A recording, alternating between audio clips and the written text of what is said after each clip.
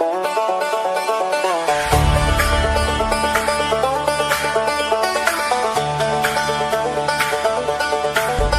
not a doctor, but I play one on TV. I know the problem, you've got just one policy. You do the opposite of what the Donald does. Don't know what you believe just because you got that TDS. You've tested positive. There's nothing I can do for chronic low IQ. It's TDS. Open the borders, let Mamdani pick your pocket.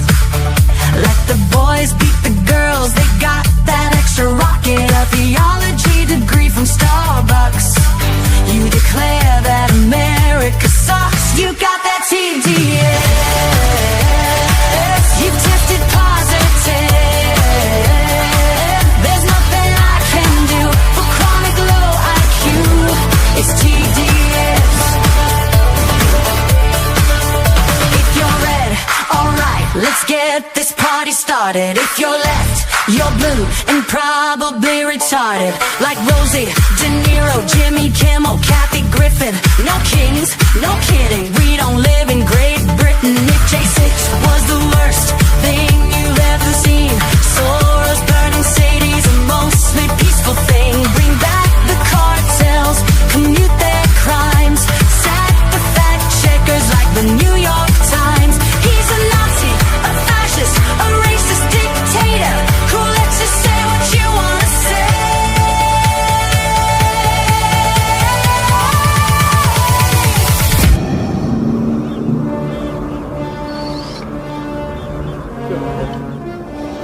Luke, I am your daddy.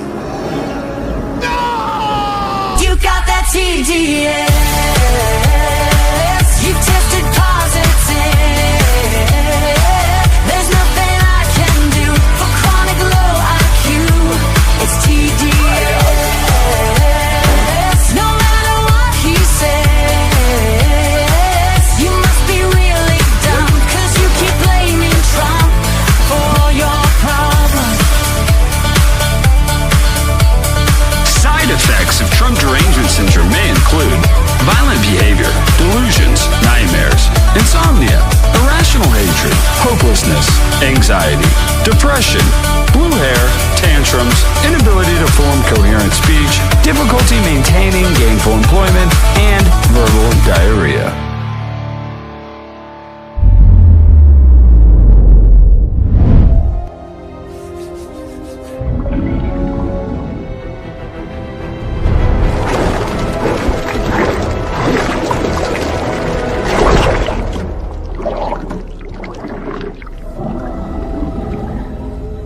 There's no cure in sight.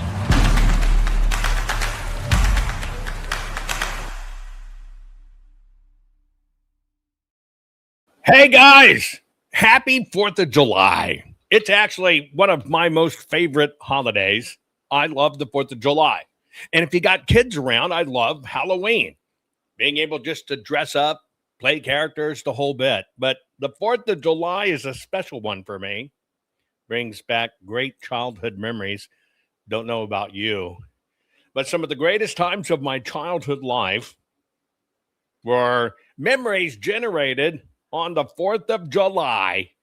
Even though, I don't know if you did like we did, but we had wars with bottle rockets and stuff. Pretty serious stuff. Had a hard time explaining to our parents why we had big old holes burned in our clothes, because if they found out we were doing it, we wouldn't get to have more firecrackers. Today's program is brought to you by the fine folks at Goldco, folks. Here's what I'm asking you to do. I'm just asking you to go to jovanlovesgold.com. I want you to request your free gold and silver kit today, please. Right? Please.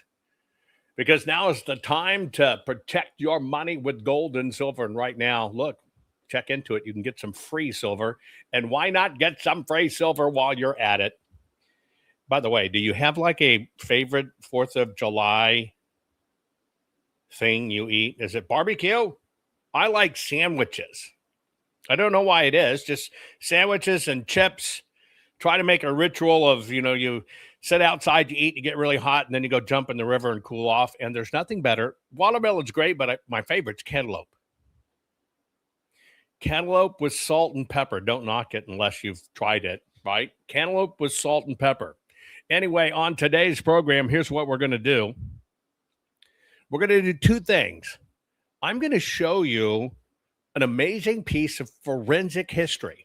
You know me and forensics, right? I'm going to show you an incredible piece of forensics history that I think is going to knock your socks off, but the poignant part of it is just stunning, right? Just stunning. And then we're going to watch a documentary together. It's an old documentary. It's about America when it was changing back in 1939. So we're going to go back to 1939 and just kind of watch together about everything around us and how it's changed, because it has. So give me a finger, right? Like, share, comment, whatever the case may be. But share this program and let's go on this incredible journey on our 250th birthday of the United States of America. So share this program right now. We'll get started right after this. Rennie Good was a gifted soul, a writer and a poet and a mother, wow. She tried to hit an agent with her car, oh no. Pop, motherfucker, now she's gone. Yeah, yeah, yeah. Being a fucking liberal is a mental disease. Blue-haired and fuckables with the septum ring. You are not a hero, you're a fucking disease. You fuck around and find out it's what it is.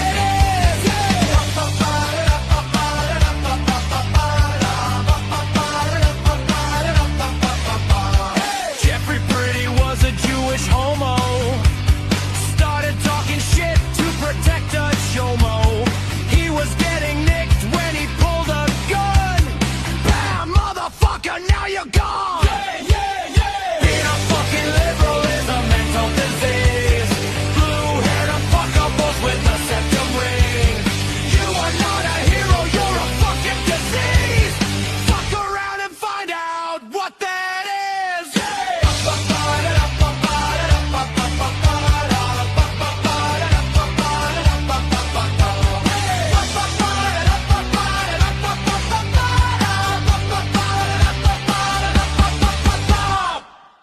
Are data centers going to destroy America? Will data centers and artificial intelligence rob our water supplies? Will it drive up our energy costs? What's fact? What's fiction? Here's the truth no one talks about.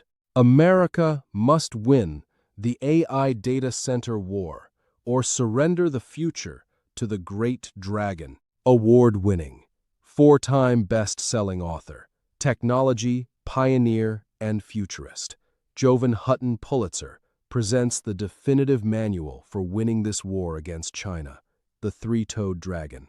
Communist China's secret war to end American AI and data centers. China's relentless drive for AI dominance is no longer a distant threat.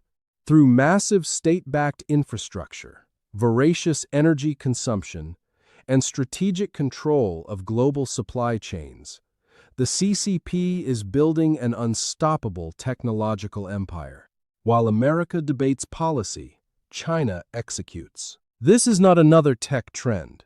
It is the decisive battlefield of the 21st century where data centers, power generation, cooling systems, and sovereign energy infrastructure will determine who controls intelligence, economic supremacy, and national security. This fact book, guidebook, handbook, and war plan cuts through the noise with meticulously researched intelligence on the hidden realities of AI data center demands. Exploding power requirements, industrial-scale water usage, heat island effects, liquid cooling breakthroughs, hydrogen and off-grid solutions, semiconductor vulnerabilities, and the strategic choke points China already exploits. It delivers actionable blueprints for American victory from policy recommendations and energy independence strategies to practical deployment models for rural and sovereign systems that bypass fragile grids and foreign dependencies. For patriots, policymakers, energy entrepreneurs, technologists, and every citizen who refuses to live under digital authoritarianism, this is the essential field manual. America still holds the innovation edge, the resource base, and the will, but only if we act with urgency and clarity. The great dragon is moving at full speed. The time to seize victory in the AI data center war is now. Available on Amazon, hardbound, paperback, and ebook. Read it. Arm yourself. Win. Warning. The following program has been rated Gilligaff and is intended for open-minded audiences. If the truth offends you, or if you are allergic to focused intensity, intellectual athleticism, or the occasional F-bomb or even irreverent humor, please switch off now. If your delicate sensibilities need to be worried about or addressed, might we recommend the Underwater Basket Weaving channel to you? Otherwise, sit back, enjoy the wisdom, insight, and wicked sense of humor. Cut the crap. How many times a day do you want to say that to politicians, the elite, the loony liberals, the fake news media, and the gender-confused, emotional socialist snowflake crowd? Cut the crap is your secret weapon for fighting for our freedoms and our great republic. It all begins with a massive mental enema, freeing you from the toxic news and politically correct views, which constipate your consciousness with stinking thinking. Your host, Jovan Hutton Pulitzer. He's known for calling out politicians and telling them to cut the crap. You've seen him on virtually every television network and listened to him on Coast to Coast Radio. And now he's here to help you learn to fight for America. Culture, race, and American politics. They all have one thing in common. They all need to cut the crap. Now, here's your host, Jovan Hutton Pulitzer.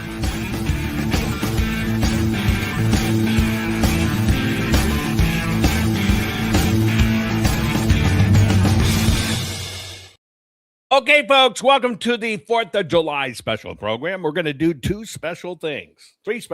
First, you're going to finger me. It could be one finger, two finger, three fingers, like, share, follow, however many it takes to click that button. But raise your finger and share this so this program gets out there.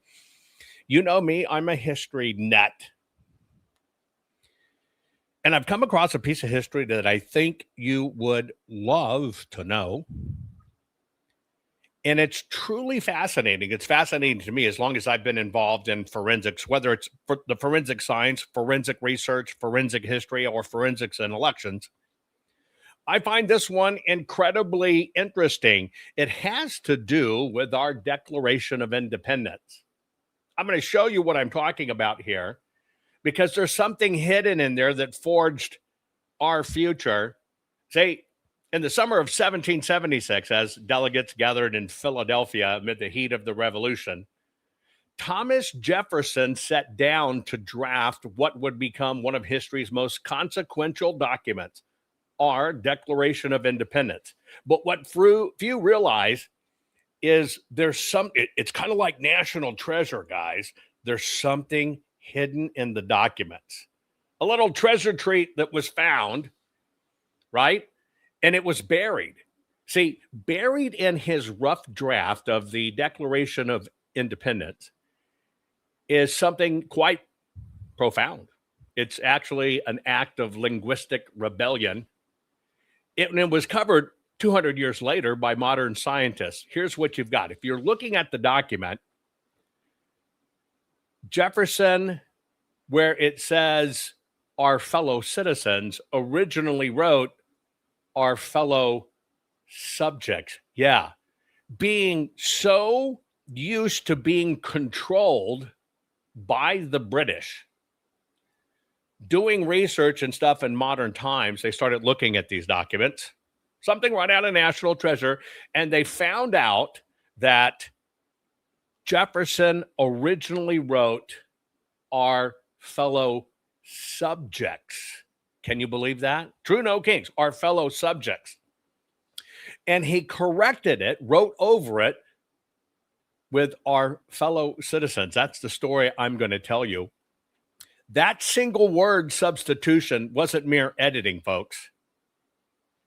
It marked a pivotal moment when American mindset began to shift from one of serfs and subservience under a monarchy to the bold assertion of citizenship. Old habits die hard, and even the founders wrote subjects because everything in their law came from England, and it was under the rule of the subjects. And even in our founding documents, they had to correct that. Now, this is incredible. And you might not know this, right? In 1776, when this was done, Jefferson was working at a portable desk in a rented room, by the way, and he composed a declaration by representative of the United States of America in General Congress assembled. Now, this is actually preserved. You can actually look at it, right? His rough draft. And it bears, and that's what you're looking at. When you look at the original document here, you see it. It looks a little bit wonky. It's because this is the original rough draft before they did the final. It has incredible mark-throughs on it, crossed out phrases. It has insertions. It has marginal notes. I recommend if you ever get a chance to see it, please do it.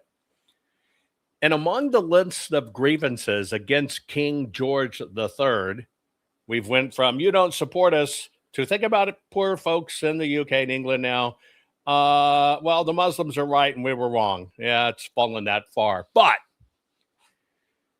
in what was happening at the time,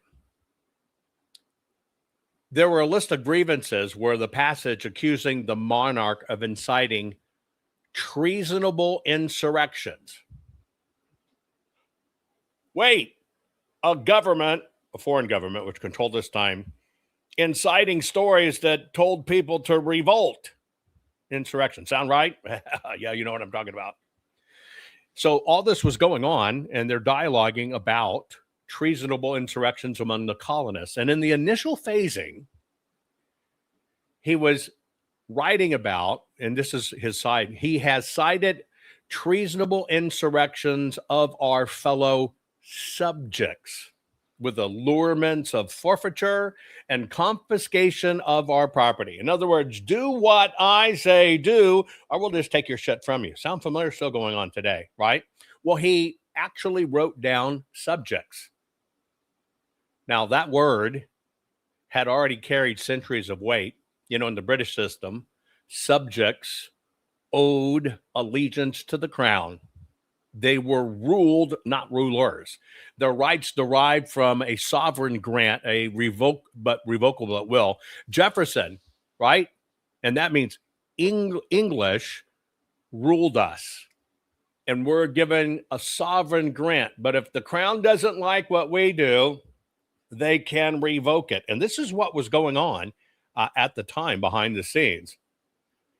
Jefferson, here's a man that's steeped in enlightenment and learning about freedom, thought about what was going on at the time. And remember, he's thinking about Virginia's own revolutionary currents that is going on right at the time. And while the ink was still likely wet, he carefully overwrote subjects with citizens.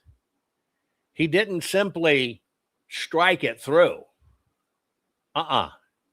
He scrawled over it and inscribed the new word that describes our nation with precision, attempting to obscure the original. Now, under ordinary light, it kind of appears like a smudge, but the changes were there. Now, this particular grievance did not survive intact to the final declaration adopted on July 4th. Congress debated, revised, and streamlined the document. And a related charge about domestic insurrections remained. And what also remained, though, is our fellow citizens. That was when that moment happened. They were referring to Americans taken captive at sea and forced to bear arms for the British against their own countrymen. This is like capturing an evolving vision, folks. Now, we, as Americans, discovered this in the fall of 2009. Scientists at the Library of Congress Preservation and Research and Testing Division, they did kind of like what you saw in the forensic audit. They use hyperspectral imaging, which is what we were able to do doing super high def digital forensics. When you're doing that, you're catching all the nuances, all the bends of lights, all the shadowing of lights. And it is through that we're able to detect any and all changes to documents where they've been. Kinematics is just the motion of something. So we were studying artifacts on a ballot. Remember, when somebody writes on it, when something smells, it creates an artifact. It creates a trail, a hint. And we were looking at what could we find out about all those hints there. Same stuff. And so what they did is using photographs of this fragile document, because they're not allowed to destroy it. We weren't allowed to physically take samples of the ballots. I just wanted a Serpunk, a little, period size punch so I could test the validity of the paper, but couldn't do it. So we had to use a technique to do it to where we could at least capture it in its form, because they weren't going to allow us to test the paper, right? This is where that kind of science comes from. And so what they did is, by photographing it and using ultraviolet visible infrared wavelengths and processing the layers digitally, right? You get to pull back each layer by layer by layer. We can see everything. That's why in the stuff we taught you over time, you could see the different folds, the different directions, etc. This is where all this basis of science comes from. And what they did it, right? And they peeled back the visual onion. Now, it's interesting, in our audit, we were looking at, of the ballot, was it marked by a computer or was it marked by a human? Because you can't have a mail-in ballot that was supposedly mailed, right? But it was actually printed by a printer. That just doesn't jive. Well, they were doing the same thing. And this science, this forensic science, has been around for a while. It's why we validated it and used it. They were able to look at the inks. What they're looking for is basically the ink types were used, and was it iron gall? And that's Gall. There was some similarities of inks at the time. And then any kind of prior tainting or lamination or aging, etc. And they were looking for what's called texture inference. You remember me showing you a ballot that had been folded. When you've seen that line, that is texture inference. Kinematic artifacts. What are you hunting for? Treasure in the ballot? What? This is forensics. So this same type of forensic was applied. And this is when the team learned that we had originally been written down in this document as subjects, but it was changed incredibly to citizens. You talk about a spine-tingling moment, because here it is in hardcore forensics, verifying, wait a minute, we're going to break these old habits. We're not subjects. We're citizens. That document, because see, they originally, Jefferson borrowed from George Mason's Virginia Constitution draft. Virginia Constitution draft, which is why Virginia is still a commonwealth, a British leftover, right? Would have used the term fellow subjects. Well, here was proof. You got to understand, why does this matter? See, that substitution of that one word distills the American Revolution's philosophical core. We, all of us, all of our ancestors, we lived as subjects. It'd been happening for millennia, whether it was under pharaohs or emperors or king. What were we? People don't even get this, and this is why I tell you the Dems don't even get it. We were colonialized, like the rest of the world, by the British. We were the ones that originally say, screw colonialism, we're not for that. But yet academics try to turn it to like Americans do that. That's how they bend history and why it's BS to begin with. See, under a colonial relationship with Britain, which is both Parliament and the Crown, They claimed authority over what was called distant subjects. And you did not need to consent. You were a distant subject. And in that one era of writing, breaking old habits, these guys say, wait a minute. We are something different. We're citizens. And you know what? We reject that. And that's what our Declaration of Independence done. That's why it's a Declaration of Independence. It proclaimed that governments derive their just powers from the consent of the governed. That is the singular difference between subjects and citizens. And confirmed that people possess unalienable rights to life, liberty, and the pursuit of happiness. You got to understand that that change of this single word in the document, when one document he wrote it, and just you have got to understand this is an insight to what was going on, and he's thinking, wait, holy shit, no way. That changed our destiny. This is what embodied this rupture and what went on that made our great nation 250 years old today. Say a citizen, and this is in the emerging American sense, is not subservient. Citizens are sovereign participants in the body politic. They hold inherent rights that pre-exist government. Inherent rights, God-given, that pre-exist governments. You see why they've worked so hard to try to subjugate us again and again and again. See, we don't answer primarily to a ruler, but to laws that help shape one another and the principles of justice. This wasn't an abstract philosophy on parchment.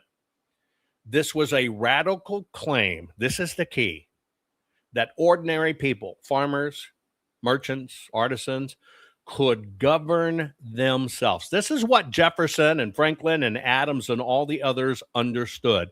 That very simple thing. You get ready for this. You've heard it before. It might sound true. Words matter.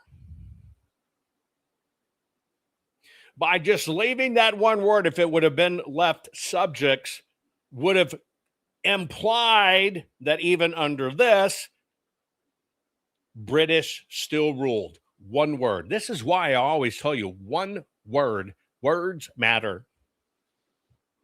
They matter. And so what you're looking at here is a purging of monarchical vocabulary. And this is what helped birth us a new political identity. Fellow citizens. Now that echoed through history, all the way down to Lincoln's speeches, calls for civic duty, and the ongoing experiment of self-government. You got to understand this at its profundity deepens when viewed against the era's tensions. The revolution wasn't inevitable or unanimous. They even had their British Lives Matter, anti-Americanist, facetious. Yeah, they still had that shit then. See, loyalist. I guess you could call a lot of Democrats and Rhino that or Uniparty, they're loyalists to themselves and other rulers. See, they remained attached to the crown. But the colonists still thought in terms of reforming their status as British subjects, right? Britishans. Jefferson's simple change here, which you see historically in his hand. Think about him sitting there writing that. He rejected half measures, and he knew the simple truth. Words matter. Had that one word slipped in, it would be forget the revolution, a continual legal basis to challenge American sovereign nature. If one little bitty word had been there, you got to understand, this signaled our full independence, not just from taxes and troops, but from a world view that had subordinated us to hereditary rule. This is a very simple again, why words matter, a linguistic pivot that reinforced what the hell is really being said in that preamble. We hold these truths to be self-evident. Self-evident to citizens awakening to their, what is this the original battle for? Self-evident to citizens awakening to their equality. See, we've been through this before. It's always the bending of the words that do it. We had our own agency. This story should resonate very powerful for you. That was an age of polarized politics, as we are here. That was an age of declining trust in institution, as we are here. And ironically, that was an age of debates over citizenship's meaning, as they try to bend it now for immigration rights and responsibility. Jefferson's edit reminds us that American identity was deliberately constructed. I cannot stress how important that is. Deliberately constructed. The system relies on using word foo, kind of like kung fu, more like BS, to fool us. And it almost did in our finding documents, and somebody paid attention and goes, wait a minute. You got to understand, Thomas Jefferson's edit reminds us that American identity was deliberately constructed. And it requires what? What does it require? It requires something from you. It requires active participation, not passive allegiance. Citizens must guard rights. They must question power. They must renew the social compact. The word change wasn't just merely cosmetic. It is the word that shaped us. It's the foundation to rejecting tyranny and embracing personal responsibility as a citizen. You see how profound this is? And here's a rough draft, hiding there all the time. All the time. It's also a testament to human imperfection. You can see old habits die hard, but it's also a testament to inspiration and aspirations. Jefferson's careful overwrite shows that even great minds can be revised under pressure. Science tried to hide it, but I'm glad it found it. He wasn't hiding it out of deceit. It was because he realized what he was doing and he understood the profound moment that was going on, the shift that was so momentous. And something in modern technology like hyperspectral imaging, a tool for forensics so you can see what's going on, to preserve, caught that one word that preserved us. To this day, this tiny, tiny, tiny alteration carries a huge outsized weight. It wasn't just about one grievance against the king. This is what was about redefining humanity's relationship to authority. This is where we went from subjects to citizens, folks. This phrase, I believe, God intended, and here it is for us to see it, to learn it at this important time. It encapsulates the American promise and the American challenge. We are not ruled, we rule ourselves, although imperfectly. But we have the inherent right and duty to try. So as we celebrate our independence, Jefferson invites reflection. Are we living as citizens worthy of that one singular, bold substitution? The ink dried centuries ago, but ironically, that question remains as fresh today as in the revolutionary summer of 1776. For me, this is the way God always talks to us. It's a reminder to dig deeper. It's a reminder to look deeper, because this one little word, knowing what our founding fathers went through, I mean, this is awesome, isn't it? It is a monumental find. This is chills down my spine. a message from God about how special we are. It is a message from God to remind you, I made these things happen and created the environment, but you have the free will to take it and accept it and perfect it yourself. And if you don't, it's your responsibility. Think about this. Now it's our free will. You're right, 100% right. Now we're victim of that thing called free will. And you can see in all this free will, you can see how psychological operations, even it's the same stuff, folks. You either accept your sovereign nature and set yourself free, live as a free person with liberty, know the facts, know the history. One word. How magical is that? One word. Right there. And I don't think it could have come at a better time for me to share this particular story, because here we are again. We're fighting like in election stuff. You see how one word can change everything. And everybody said on the full forensic audited, forensics is everything. It tells you the absolute truth. I thought you'd find this exciting. But in another part of the story, I want to share something with you, because I believe reflection is rewarded. I also believe in the double entendre of that is what we reflect is kind of what we get. And what we reflect as a society, and we just passively let it happen, and we don't take responsibility for ourselves, and we follow along like sheep, can also be detrimental. I think many times we have to reflect, who are we? What are we? What do we stand for? What does freedom look like? What does liberty look like? What does wealth look like? It's all in how you define it. So with that little bit, I found a documentary.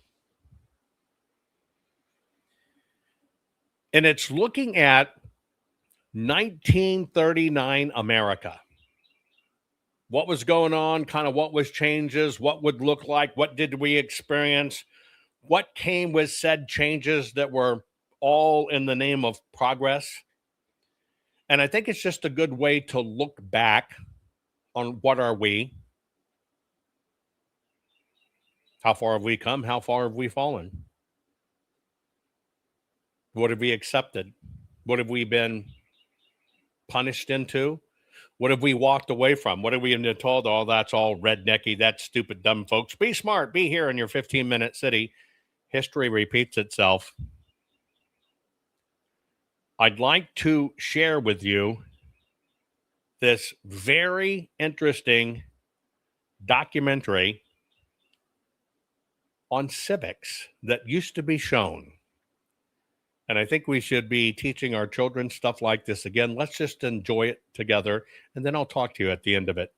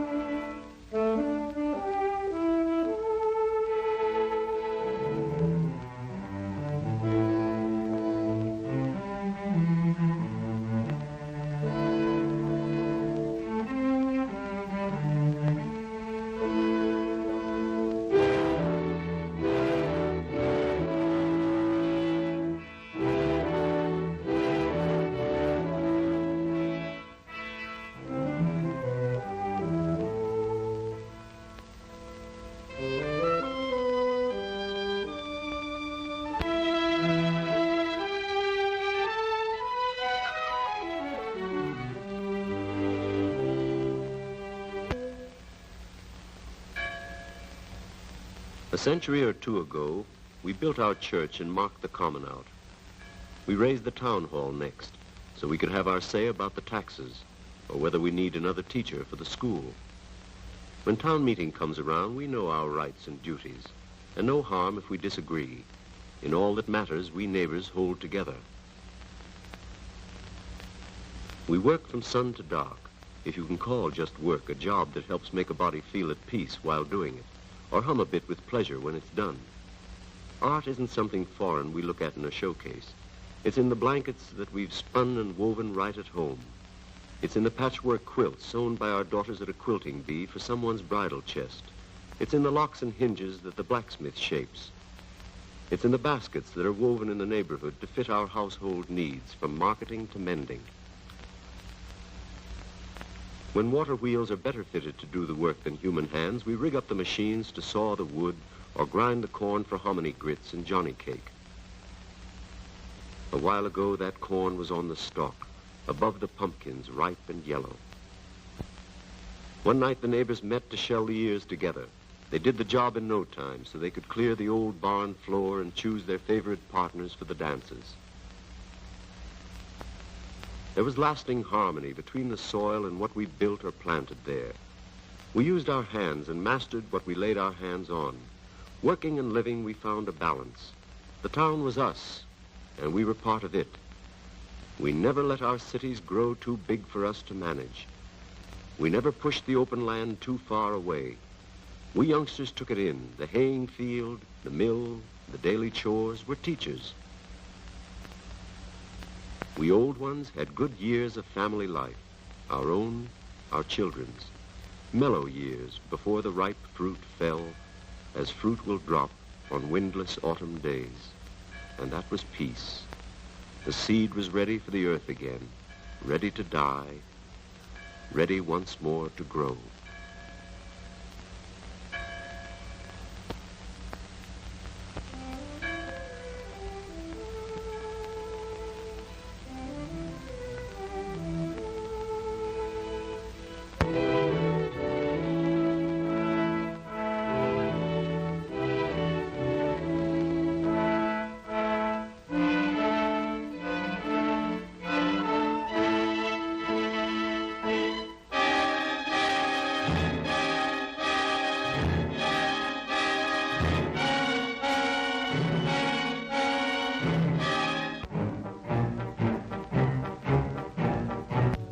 Inventions, power, black out the past. Forget the quiet cities. Bring in the steam and steel, the iron men, the giants. Open the throttle, all aboard, the promised land. Pillars of smoke by day, pillars of fire by night, pillars of progress. Machines to make machines, production to expand production. There's wood and wheat and kitchen sinks and calico, all ready-made in tons and carload lots. Enough for tens, thousands, millions, millions, faster and faster, better and better.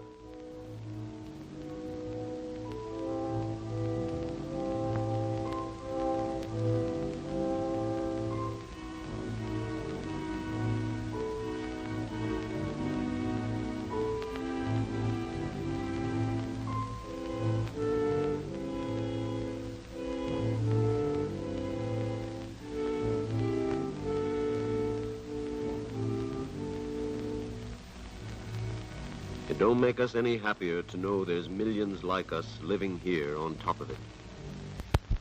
Prisons where a guy sent up for crime can get a better place to live in than we can give our children.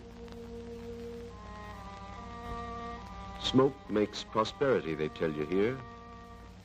Smoke makes prosperity, no matter if you choke on it. We got to face life in these shacks and alleys. We got to let our children take their chances here with rickets, typhoid, TB, or worse. They draw a blank, the kids.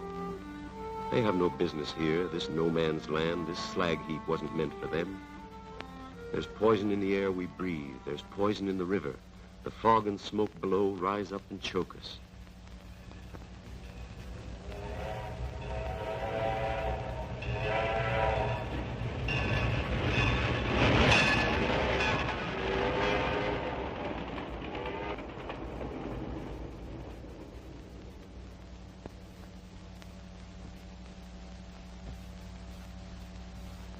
Don't tell us that this is the best that you can do in building cities.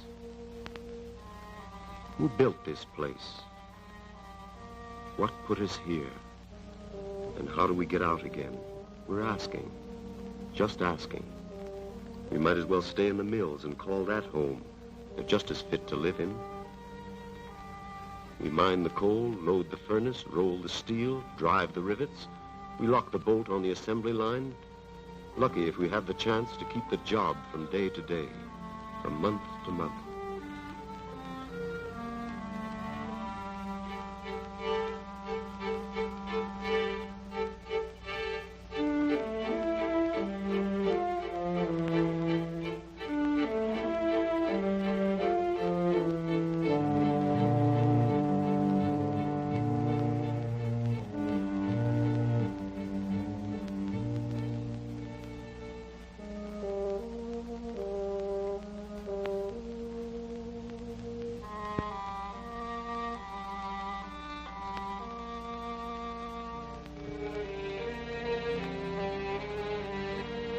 The dirty work alone don't get us down. We're not ashamed to handle coal and iron all the way from mine shafts to skyscrapers. We turn out cars or tractors we're mighty proud of, same as you. But how does that make sense with this?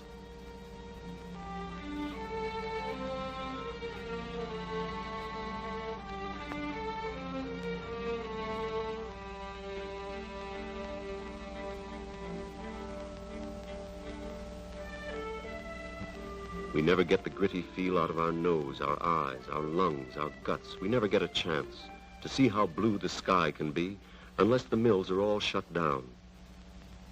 Smoke makes prosperity, they say. Does this mean that there's no way out for us? There must be something better. Why can't we have it? A decent home.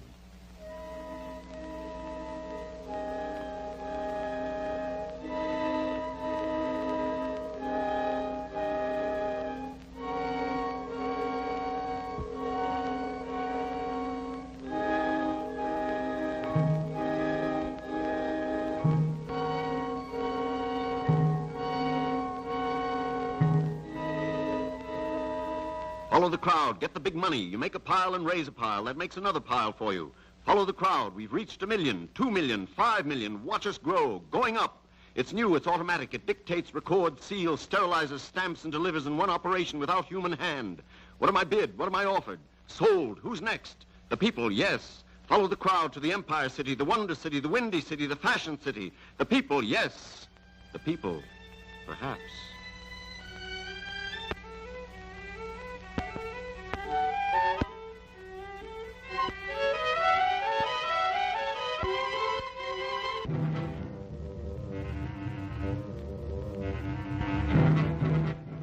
Very truly yours. Most sincerely. We beg to remain yours most respectfully. Dear sir, we wish to acknowledge having heard yours from the dear sir,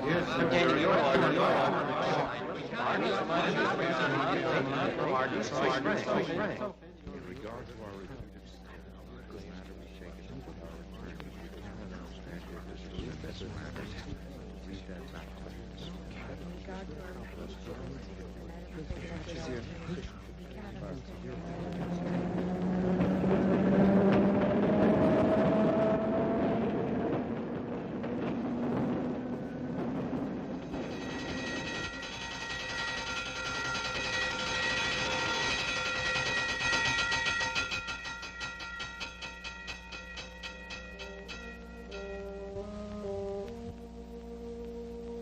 Miss Smith, who's on call? Dr. Nickel is on call.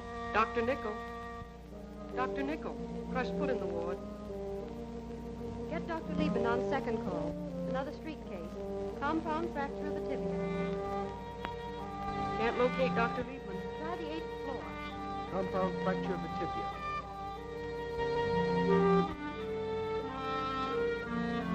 crushed leg, arterial supply gone, amputate above the knee.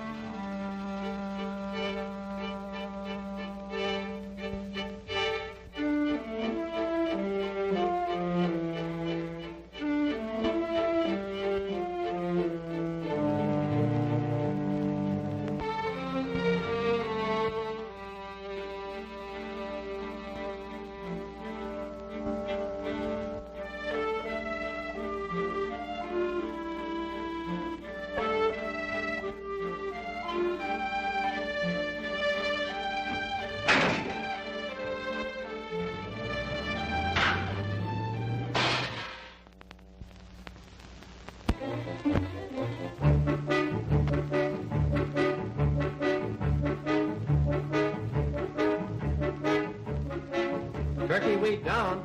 Twist on white. Two-combo rye, Russian. Come again? Two-combo rye, Russian. All right. Chocolate malted. 81. With BT down. Western, 1 up. Burn one.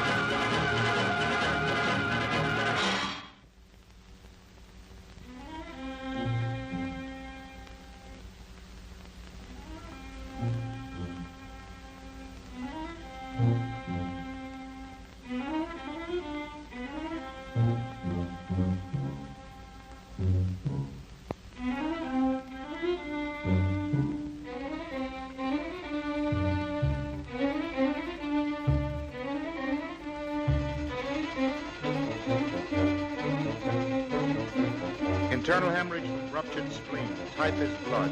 Put him in serious. Yes, Dr. Brett.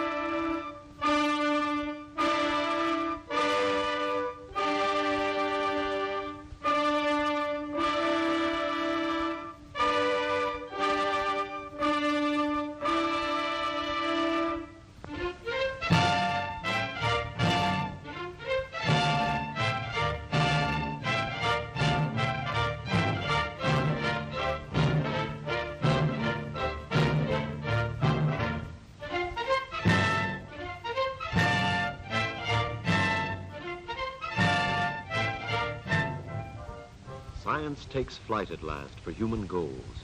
This new age builds a better kind of city, close to the soil once more, as molded to our human wants as planes are shaped for speed.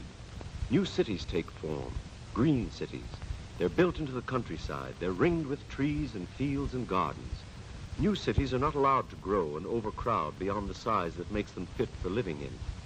The new city is organized to make cooperation possible between machines and men and nature. Each has his place. The sun and air and open green are part of the design. Safe streets and quiet neighborhoods are not just matters of good luck. They're built into the pattern and built to stay there. Power flashes from pitheads or rapid streams across the region. It flows from powerhouses to the sunlit factories and laboratories. Here science serves the worker and the work together, making machines more automatic and the men who govern them more human. Factories are set apart from living quarters, but close to rail and motor roads, with space to spread about in. Light industries are near at hand. The heavy ones are set apart. People can even walk to work and have their lunch at home sometimes, just like the kids. This is no suburb where the lucky people play at living in the country. This kind of city spells cooperation, wherever doing things together means cheapness or efficiency or better living. Each house is grouped with other houses close to the school, meeting hall, the movies, and the markets. Around these green communities, a belt of public land preserves their shape forever. The children need the earth for playing and growing. Bringing the city into the country.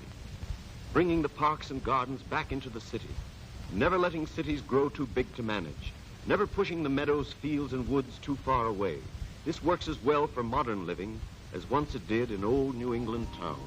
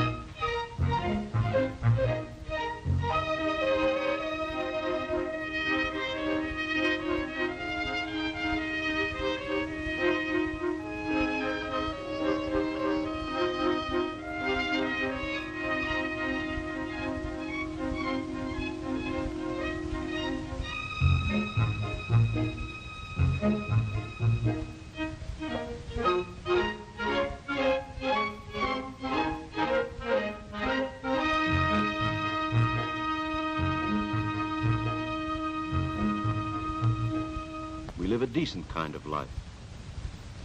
We fathers have a little time to watch our kids and play with them. They see us in the daytime. The people who laid out this place didn't forget that air and sun are what we need for growing, whether it's flowers or babies.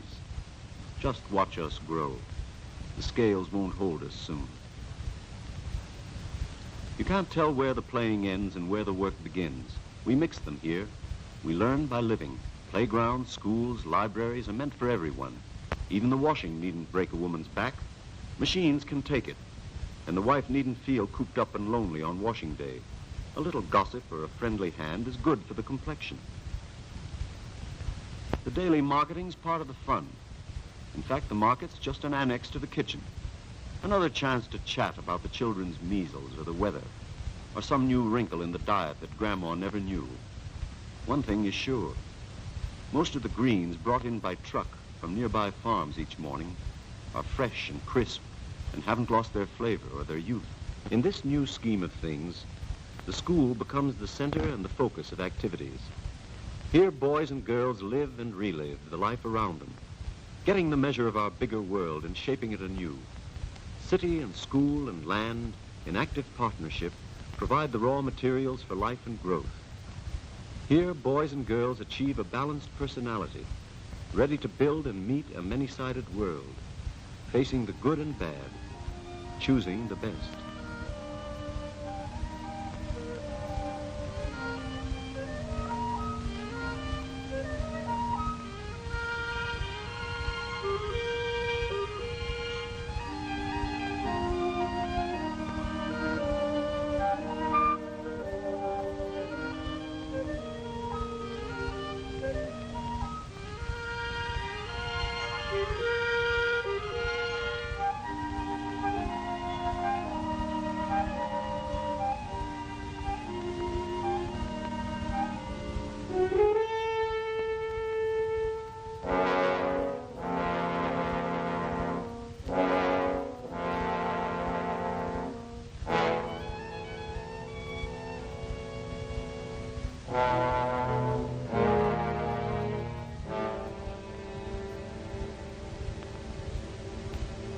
Take your choice.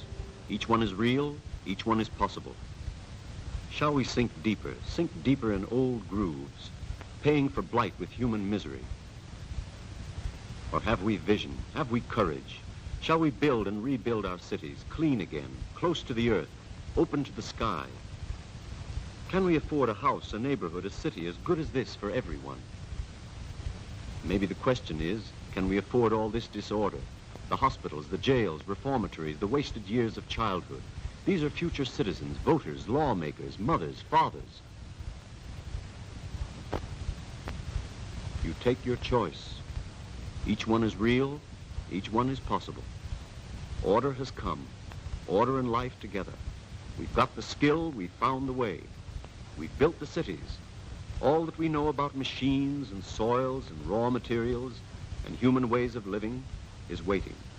We can reproduce the pattern and better it 1,000 times. It's here, the new city, ready to serve a better age. You and your children, the choice is yours.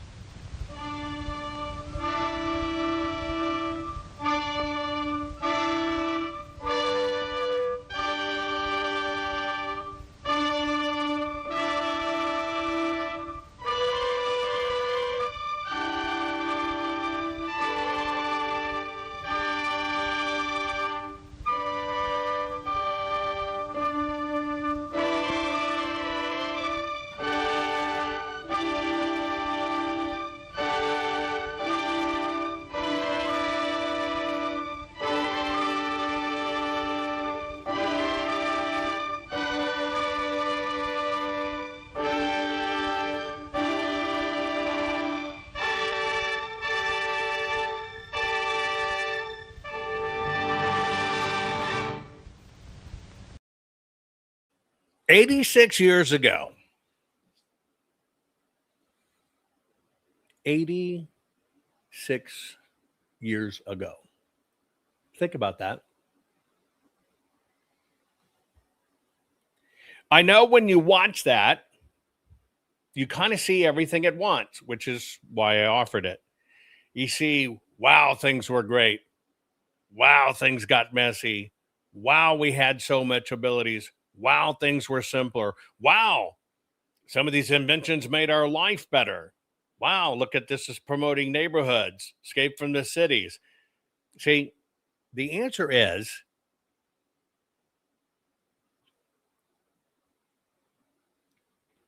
we have and will always search for something better. The question is, do we think deep enough about the unintended consequences? I think you can see two things that could conceivably go wrong. One is making it just about business. The machines were a lot simpler then, made better then, and served their purpose, and are far better machines than we have today because the machines today are for planned obsolescence so they can sell you more. Was that an improvement? Did it live up to the promise? Or did we just get used to, well, we replace it and throw it away? Our kids knew a lot better, just like the boy changing his tire knew how to do it. Do it today, they throw the bike away. You can see how we all looked. We were thinner and fitter. We ate better. We ate closer. But mankind came in and says, we'll make it better. Factorize it. Look what happened. I think that's kind of the moral of the story for me. You have a choice. Whether you live one vision or the other comes down to you. No change is easy. There always is sacrifice that comes with it. But I think what I see in most of that, of where we lost control, is when the system made us too busy and said, don't worry about your kids or feeding them. We'll take care of it. Don't worry about educating them, giving good values. We'll worry about it. And it moved to, well, you can't make your kid do that. You can't have your kid do that. And we have say. I think that's where we can look at this and see that's where we really went wrong, and continue to go wrong. But this also shows how old this fight is, just why I showed you the founding documents at the beginning. How old this fight is. And it's always about words, because somebody substituted in words, well, this is a better life. This is a better way to do it. And they sold you. And in buying that, we may have sold ourselves out. The bottom line is, the more we get distracted and pulled, the harder all of this hurts. And then we look back and we mourn for what we lost, when the reality is we didn't lose it, folks. We willingly gave it up. Instead of trusting our instinct, we bought somebody else's vision for what should be. Now look where we are. But that's the nature of all mankind. That's the nature of everything. Why? Because we have free will. Nothing changes unless you, willingly or unwillingly, agree to said change yourself.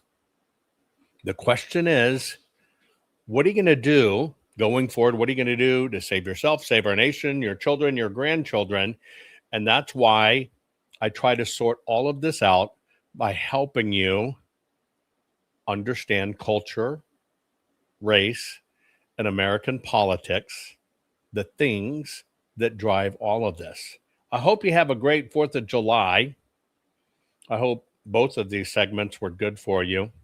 I appreciate you all. Have some good food, get some sun, be with your family, and try to remember just how blessed you are and how far we have come in this great experiment that is still going on called the United States of America. Share this. Here's what is inside the pharmacy. Grow Soil Bible. Beautiful gardens, bountiful harvests, and homesteading abundant black gold. For too long, modern agriculture has poisoned the very ground beneath our feet. Synthetic NPK fertilizers delivered bigger yields at a devastating cost. They wiped out the teeming microbial life that once made soil rich, alive, and endlessly productive, trapping us in a cycle of chemical dependence and dying farmland. Now is the time to fight back. The Grow Soil Bible takes you on a powerful journey back to the ancient wisdom that created the world's most fertile soils. Discover the secrets of Amazonian terra preta, also called black gold, born from biochar, fish bones, compost, and microbial magic.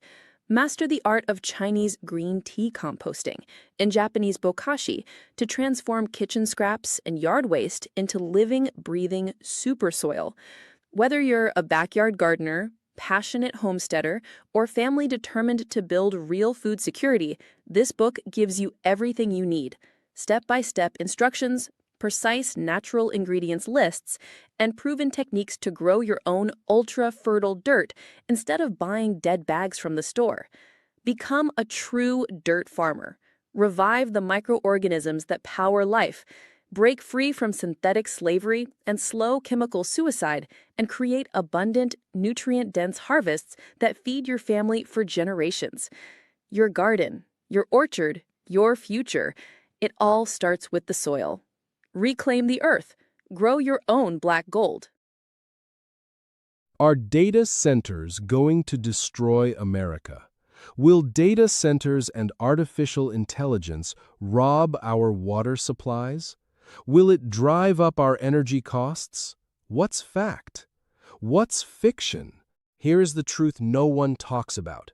America must win the AI data center war, or surrender the future to the Great Dragon. Award-winning, 4-time best-selling author, technology, pioneer, and futurist, Jovan Hutton Pulitzer presents the definitive manual for winning this war against China, the three-toed dragon.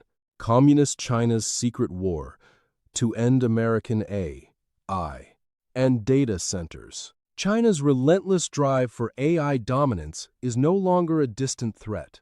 Through massive state-backed infrastructure, voracious energy consumption, and strategic control of global supply chains, the CCP is building an unstoppable technological empire. While America debates policy, China executes. This is not another tech trend.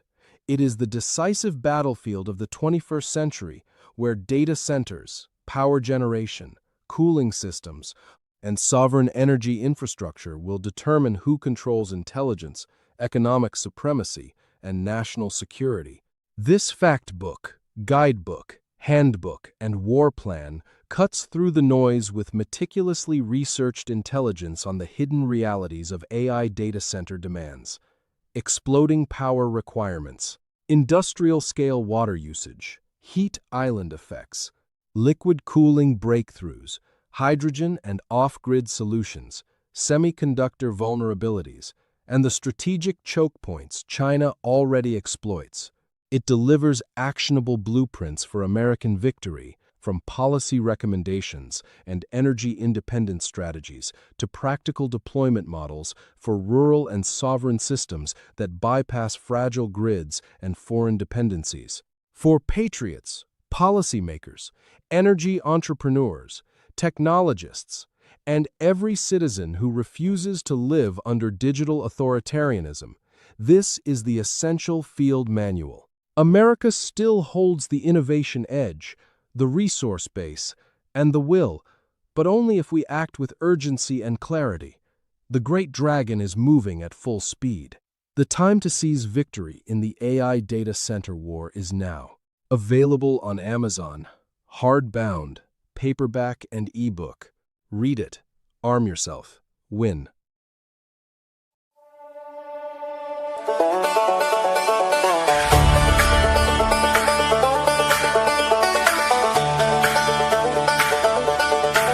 I'm not a doctor, but I play one on TV. I know the problem, you've got just one policy. You do the opposite of what the Donald does. Don't know what you believe just because you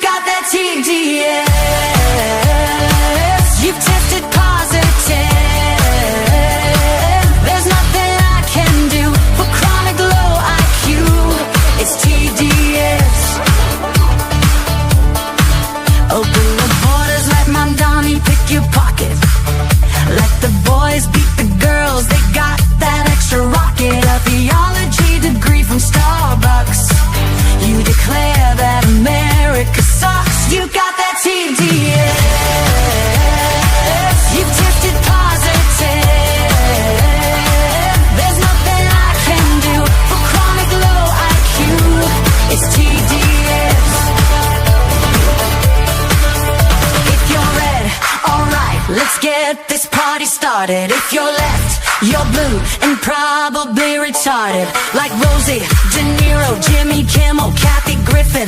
No kings, no kidding. We don't live in Great Britain. If J6 was the worst thing you've ever seen, Soros, burning Sadie's a mostly peaceful thing. Bring back the cartels, commute their crimes, sack the fact checkers like the New York Times. He's a Nazi, a fascist, a racist dictator who lets you say what you want to say.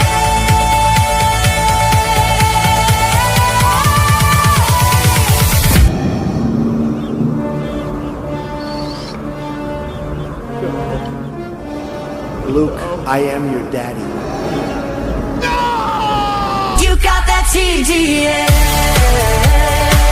You've tested positive. There's nothing I can do for chronic low IQ. It's TDS. No matter what he says, you must be really dumb, 'cause you keep blaming Trump for all your problems. Side effects of Trump derangement syndrome may include violent behavior, delusions, nightmares, insomnia, irrational hatred, hopelessness, anxiety, depression, blue hair, tantrums, inability to form coherent speech, difficulty maintaining gainful employment, and verbal diarrhea.